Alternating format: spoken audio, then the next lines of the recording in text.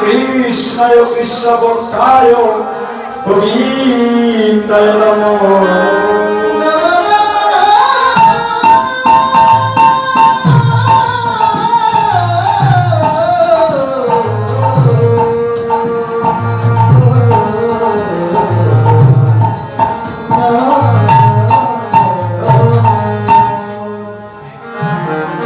এই জগতে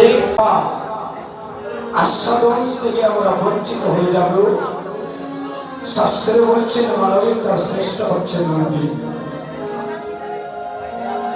আর যে ভক্ত কৃষ্ণ সঙ্গ ভক্ত সঙ্গ আলাপনে আর এই মানব জীবন তরিকারা একবার যদি আত্মনিবেদিত করিতে পারে এই ইহকালীন পুরকালীন নাকি রাস্তার মধ্যে খুঁজে পাওয়া যায়। ভক্তগণ, আপনাদের চরণে নিবেদন করছি আমরা এখন যে লীলা আস্বাদন করব সেই লীলার নাম হচ্ছে অভিসার। অভিসার শব্দের অর্থ হল যাত্রা করা। নির্জনে বন্ধুর সাথে বন্ধুর দেখা করা। এই আপনারা শ্রীবাসামনে যে বাজারা বসে আছি আপনাদের রাতুল চরণে নিবেদন করছি, কেউ আমরা এই শ্রীবাসামনে থাকার অবস্থা আমাদের মনটা যেন গৌর চরণ থেকে অন্যদিকে যেন লক্ষ্যভ্রষ্ট না হয়, এই কৃপাটুকু যেন গৌর হরি করে। আর আজকের ভক্ত সঙ্গ থেকে যেন কিঞ্চিত পরিমাণ হলে যেন একটু সাধু সঙ্গের ভক্ত সঙ্গের বাতাস যেন গায়ে লাগাতে পারে। এই যে স্থানীয় আছে সবাই যদি বাহু তুলে এবার গুরু গৌরাঙ্গের চরণে দুটি হাত সমর্পিত হবে। হরে কৃষ্ণ কৃষ্ণ কৃষ্ণ হরে হরে, হরে রাম রাম রাম হরে হরে, হরে কৃষ্ণ কৃষ্ণ কৃষ্ণ হরে হরে, হরে রাম রাম রাম হরে হরে। হরে কৃষ্ণ কৃষ্ণ কৃষ্ণ হরে হরে, হরে রাম রাম রাম হরে হরে, হরে কৃষ্ণ কৃষ্ণ কৃষ্ণ হরে হরে, হরে রাম রাম রাম হরে হরে, হরে কৃষ্ণ কৃষ্ণ কৃষ্ণ হরে হরে, হরে রাম রাম হরে হরে, হরে কৃষ্ণ কৃষ্ণ কৃষ্ণ হরে হরে, হরে রাম রাম হরে হরে। জয় জয় মহাপ্রভু কি, জয় জয় মহাপ্রভু কি, হরিনাম সংকীর্তন কি, গৌর ভক্তবৃন্দ কি। ভক্তগণ, হরিনাম সংকীর্তন মহাযজ্ঞ, হরিনাম সংকীর্তন মহাযজ্ঞ এই কলি যুগেতে আর শতকোটি জন্মের পাপে নাশ হয় তারক ব্রহ্ম হরির নামের ধ্বনিতে। হরিনাম কৃষ্ণ নামে শুনে যায় জলে দুটি নয়নের জল, বনের ময়লা কেটে যায় রে শহরের নির্মল। মিলে কত সাধনার দল, মিলে কত সাধনার দল, ভক্তের চরণ তুমি একবার গায় মাকিলে।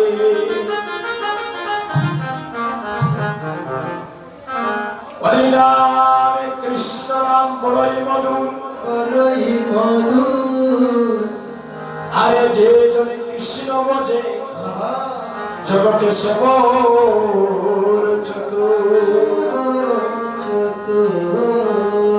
ভাই বল বন্ধু বল জগতে কেউ তো কারণ দুই চারি দিনের পথের দেখা কেবল পথের পরিচয়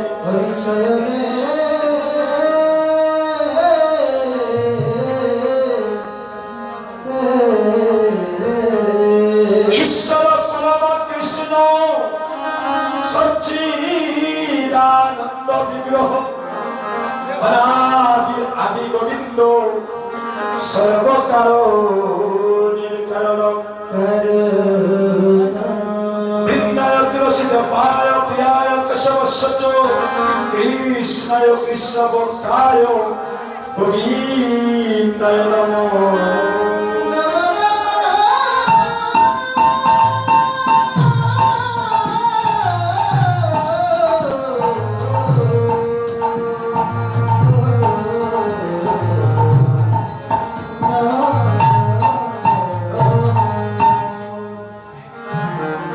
এই জগতে কোন ভক্ত যদি প্রেম ভক্তি ভাবে ভগবানকে ডাকে আমার ভগবান কোনো না কোনো এক সময়ে ভক্তের এই প্রেম ডুবে বাধা পড়ে যায় ভক্তই আমার মাতা পিতা ভক্তই আমার গুরু আর ভক্তই আমার নাম রেখেছে বাঞ্ছা করে কত ভক্তের হাতে হার করি ভক্তের হাতে কাই আর ভক্তের দেহ তরি অচল হইলে আমি নিজে বইটা ভাই এই যুগে যুগে যারা ভগবানকে ভালোবেসে এসেছে আমার ভগবানের প্রতি যুগে যুগে সেই তার ভক্তের মনোবাসনা পূর্ণ করেছে তার বাস্তব প্রমাণ ভাগবতের মধ্যে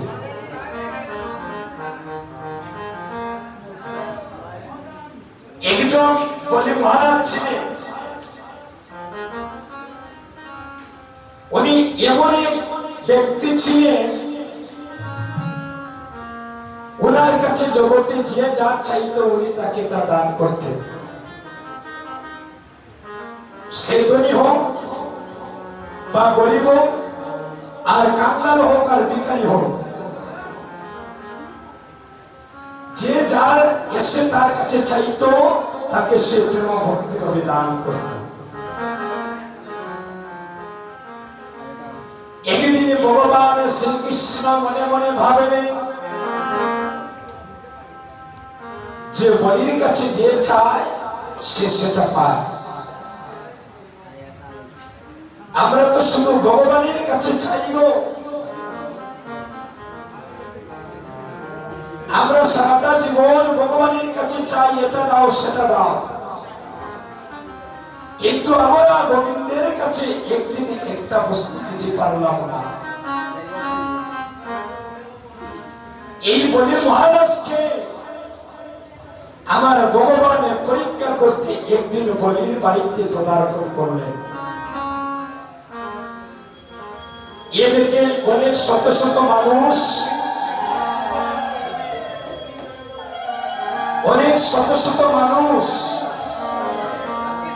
এই বলি মহারাজের বাড়ির আঙ্গিনার মধ্যে ধারাবাহিকভাবে দাঁড়িয়ে আছে এবার যে যেটা চায় বলি মহারাজ তাকে সেটা দান করে বিদায় করে দিচ্ছে এক এক করে যখন ভগবানের সিরিয়াল আসলো সাধারণ একজন বালকের রূপ ধারণ করে ওই বলি মহারাজের কাছে নিকটে যখন গেলে এবার বলি মহারাজ ভগবানকে বলছেন আপনি বলুন আমার কাছে কি চান আর ভগবান যে বলি মহারাজকে ভক্তরূপে পরীক্ষা করতে আসলে আমার বলি মহারাজ কিন্তু চিনতে পারলেন না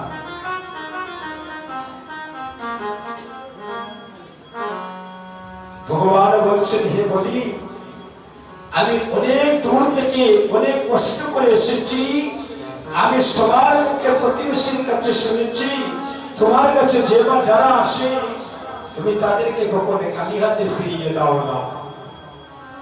আমিও বড় আশা করে এসেছি আমাকে একটা বস্তু তুমি কি দান করবি বলে। দেখো আমার রাজ্যের ভিতরে আমার সেই 10 ঐশ্বর্যের ভিতরে যদি আপনার কথার ভিতরে কোন বস্তু থাকে আমি আপনাকে কথা দিচ্ছি আপনাকে দান করবো বলুন।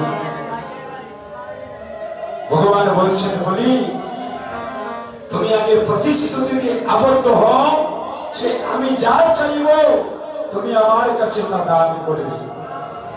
আস্তে আস্তে যাই রাধে রাধে। একটু কথাগুলো শুনবি। আমরা তো আসলে দাঁড়িয়ে আছি কে কোথায় কি করতেছেন আমিও কিন্তু ওকে দেখতেছি। আপনাদের মন যদি ভগবানের চরণে না থাকে আজকে অত্যন্ত একটা ভালো দিন, সবচেয়ে উত্তম দিন পরমেশ্বর ভগবান শ্রীকৃষ্ণের শুভ জন্মাষ্টমী। আমার মনে হয় এমন কোন সনাতন ধর্মাবলম্বী পরিবার নেই আমার কেউ আজকের দিনটা অন্তত মনে হয় পালন না করি না। আমরা যার যে অবস্থান থেকে আজকে আমরা সেই ভগবানের সেই মহোৎসবটা আমরা আজকে প্রাণ ভরে সবাই পালন করছি। এখানে এসে যদি আমরা আন কথা বলি আপনার কথার কারণে আরেকজন ভক্তের যদি কৃষ্ণ কথা শ্রবণ করিতে ব্যাঘাত ঘটে তাহলে আপনিও অপরাধী হবে তাকে অপরাধী করবেন। ভক্তগণ আপনাদের সবার দুটি চরণে ধরে নিবেদন করছি একটু কথাগুলো শুনে। এবার বলি মহারাজ প্রতিশ্রুতিতে আবদ্ধ হইলে যে আমি তোমাকে যা চাইবে তা দিব, তুমি যা চাইবে আমার কাছে আমি তোমাকে তা দিব। এবার ভগবান বলিকে বলছেন বলি তোমার এই রাজ্যের ভিতরে আমাকে তুমি ত্রিপদ ভূমি দান করতে হবে।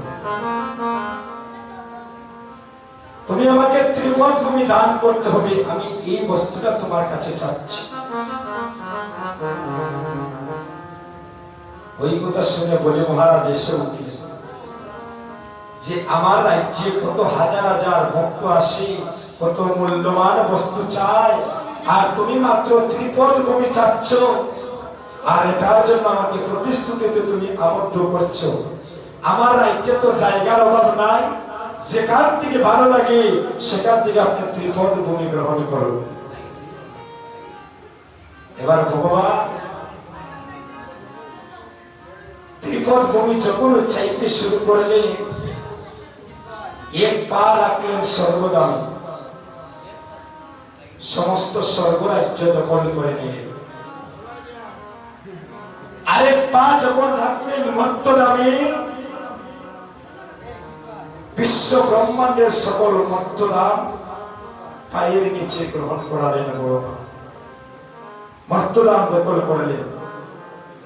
আর নারায়ণের নাভি কমল থেকে আরেকটা পা বাইর হয়ে এইভাবে নাড়াচাড়া করতেছে। বলি কে বলছেন বলি তুমি আমার কাছে প্রতিশ্রুতিতে আবদ্ধ হয়েছ, তুমি আমাকে ত্রিপদ ভূমি দান করবে। আমি তো এক পা স্বর্গে রাখলাম, সমস্ত স্বর্গরাজ্য দখলে করে নিলাম। এক পা মর্তদামে রাখলাম, মর্তদাম দখলে করে নিলাম। এবার আমার আরেকটা পা দেখো নারায়ণের নাভি কমল থেকে বাইরে হয়ে আরেকটা ত্রিপদ ভূমি চাচ্ছে, তুমি সেটা রাখার স্থান দাও। বলি মহারাজ অবাক হয়ে গেলে আমি যে প্রতিশ্রুতিতে আবদ্ধ হয়েছি, প্রতিজ্ঞা ভঙ্গিলে হয়ে নরকে গমন, যদি আমি সেই কথা রক্ষা করতে না পারি তাহলে এতদিনের ভগবানের যে সাধন ভজন সবকিছুই আমার মনে হয় বিপদে ছিল। মানুষ যখন বিপদে পড়ে রে ভাই, দেখবেন প্রতিবেশী আপনজনের শরণাপন্ন হয়। সেই বিপদ থেকে রক্ষা পাওয়ার জন্য ভালো মানুষের পরামর্শ নিতে হয়।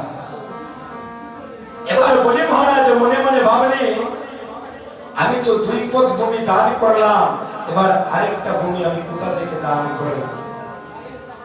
উনি কি করলেন? উনি ওনার সহধর্মিনীর কাছে গেলেন, গিয়ে বলছেন, ওগো আজ মনে হয় আমি প্রতিশ্রুতি রক্ষা করতে পারবো না। কি হয়েছে স্বামী? আমার এখানে একজন ভক্ত এসেছেন, আমি তাকে ত্রিপদভূমি দান করার জন্য প্রতিশ্রুতি আবদ্ধ হয়েছি। আমি একটি পদ রেখেছে স্বর্গে, একটা পা রেখেছে বর্তমানে, এবার আরেকটা পা রাখার আমি জায়গা দিতে পারছি, তুমি একটু আমাকে কৃপা করে বলে দাও। এবার সহধর্মিণী যখন আসলেন স্বামীকে নিয়ে, এসে দেখেন এক পা স্বর্গে রাখা আর এক পা বর্তমানে রাখা।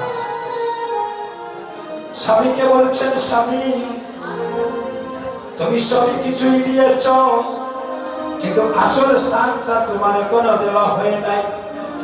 বলে সহধর্মিণী, আমি আরেকটা পা কোথায় রাখতে দিলে আমি প্রতিশ্রুতি রক্ষা করতে পারবো, তুমি কৃপা করে বলো।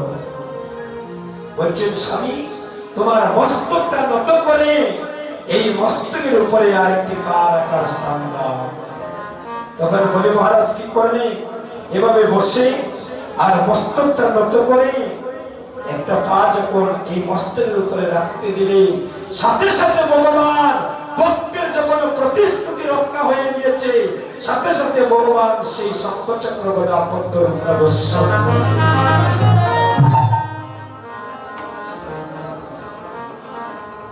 যখন সেই শঙ্খচক্র গদা পদ্ম রূপটা বলি মহারাজকে দর্শন করালেন, বলি মহারাজ ওই রূপ দর্শন করে বাক্য বেশি দুটি নয়নের জলে কাঁদছে। প্রভু তোমাকে পাওয়ার জন্য যোগীমত ধ্যান করি, তোমাকে এক পলক পাওয়ার জন্য কত ভক্ত নয়নের জলে কাঁদে। তোমাকে মনে